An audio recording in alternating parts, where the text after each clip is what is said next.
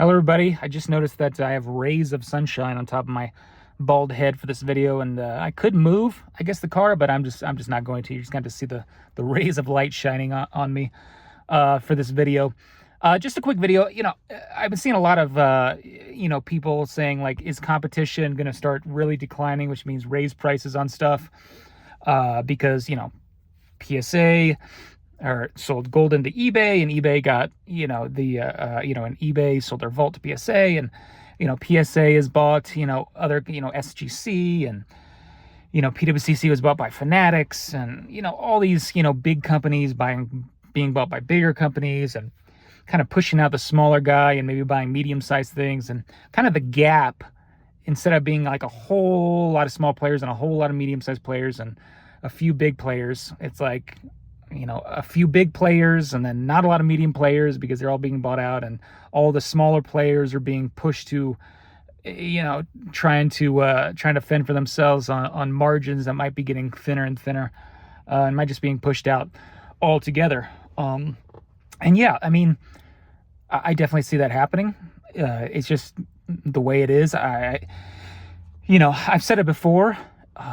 The bigger you are, the easier it is to make money. It's just the way it is. I mean, making a 10% margin, you start with $100 to start your business, making 10%. It's like, great, but that's $10. Is $10 being able to spend more on ads, or, pay an employee, or, upgrade your equipment, upgrade your space, create more efficiencies? No, it's not. I mean, you do that over and over and over and over and over again over years.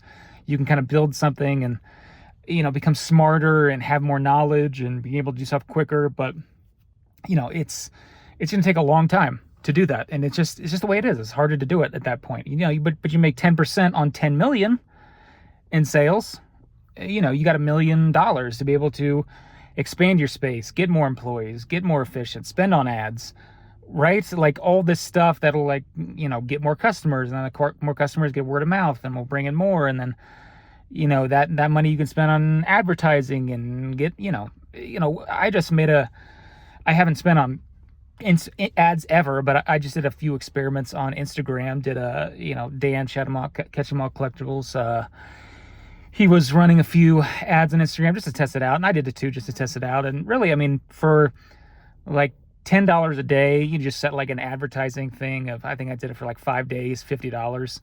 I mean, it was like, it reached maybe 10,000 accounts that saw our consignment, rates or whatever. And even if like one person like uses the service for $50, I mean, it depends on how many cards they send. They might only send, like a couple cards, and I like lose money or break even. But, they send like 10, what I'm trying to say is that for that many eyeballs seeing it, if only like one or two people use it, I mean, you're actually getting a new customer and getting word of mouth and getting, and with our industry, it's like a new customer is usually a returning customer. So they'll actually come back, be it next week or next month or next year, they'll come back. So, I mean, with these big companies, combining, and, they might raise rates or might create new synergies. I know that's a corporate term, but it really is true.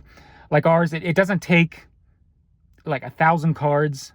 To do 2,000 cards listed on eBay does not take twice as long as 1,000 cards, right? It might take 1.5 times, 1.4 times. I don't know the exact thing, but it's the, economies of scale is what they call it. The more stuff you do everything in the same process. It's not going to take 2 times more cards. Does not take 2 times more time and efficiency and effort to actually do that. It actually takes less.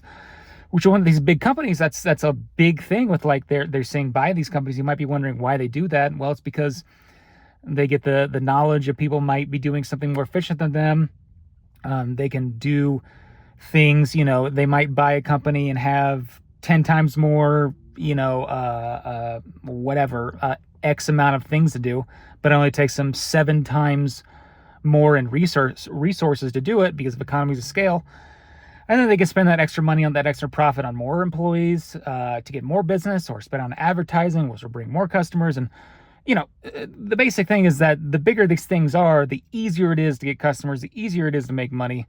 and it's just a never-ending cycle to oblivion, right? Until they can, make as much money as possible and gobble up as many things as possible. And that's just the way it is. That's the way the businesses work.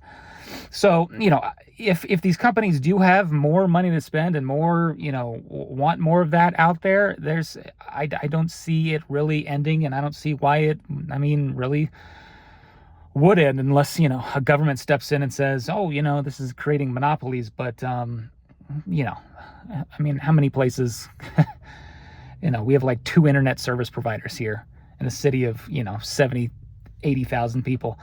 I don't think the government's going to step in on, a marketplace that still has a decent amount of things. Plus, these are unregistered assets. It's a very strange industry we're in, right? It's a very strange, unregulated, stuff being bought all over the place. It's very strange. It's not, even in regulated industries like the stock market, there's still like, dark pools of money and still stuff being bid up and not, really being truly there. And, there's a lot of weird stuff that happens even in regulated markets. So, I don't see this stopping, because bigger companies with more efficiencies and more economies of scale means more money, which means more spend on ads, which means more customers, which means, it's just a never-ending cycle.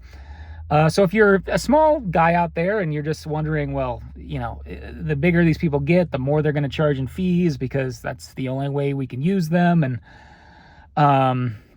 what do I do? Well, I would just say, for the little guy out there who's just selling stuff, flipping stuff, buying stuff locally, flipping stuff on eBay, doing the whole great stuff quick, get it, volume. Or if you're like buying collections and you're just sitting on it, buy it now, because you got it at a good price and you're just going to wait.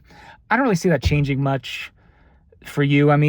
Fees are probably, might go up a little bit and whatnot. That's just the way, that's just the way it is with this stuff. But, this isn't like a big, I was just talking about internet. We have 2 internet providers. Like, this isn't like, hey, I want to start an internet service provider, It's like, well, okay, do you have $1 billion, right, to set up the infrastructure that's needed to do that? Or it's like, hey, I want to get into making cars, right? It's like, it's not the same. You don't need much to start this and flip and be able to get into it. But like the efficiencies of scale, being able to make a margin on $100 or $1,000, starting, you're just not going to get the same economies of scale, the same efficiencies, the same, buying,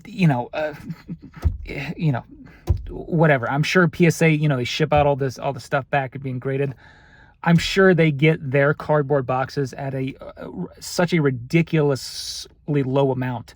Whereas if you're like, oh, I'm small and okay, I'll buy like 25 boxes at a time, or maybe I'm like really scale up and I'll buy 100 boxes and that's going to take me a year to get through it. Like they'll buy, I don't even know, 100,000 boxes at once. And their boxes just cost way less than you. And that's just the way it is with these big companies. And I don't really see anything changing on that. But do I really see it like becoming to a point where the little guys can't make a margin or can't flip because the fees are too high and you have to use, these consigners, me being a consigner as well. You have to use them or you have to get them graded to this one. I don't see that, just because the barrier to entry of the amount of money that you need is not that, it's not much at all compared to like other industries that I just mentioned. But, I don't see the big guys not getting any bigger. I do see them just getting bigger and bigger because it just makes sense business-wise. Until the guys in the C-suite, the executives, want to stop making more growth or more money in the next year, until they're like, you know what? I think we're good. I think we're good making $700 million this year. I'm pretty happy about that. I don't think we need to make 750 next year. Till those guys get to that point, right?